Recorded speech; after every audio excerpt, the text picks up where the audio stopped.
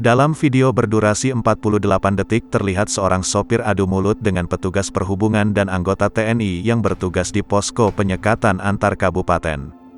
Diketahui, video yang direkam warga tersebut terjadi di pos penyekatan tepatnya di Desa Hikong, Kabupaten Sika yang merupakan perbatasan antara Kabupaten Sika dan Kabupaten Flores Timur. Informasi yang dihimpun, adu mulut ini terjadi akibat para sopir bersikeras masuk ke wilayah Kabupaten Sika meski tidak mengantongi surat rapid antigen.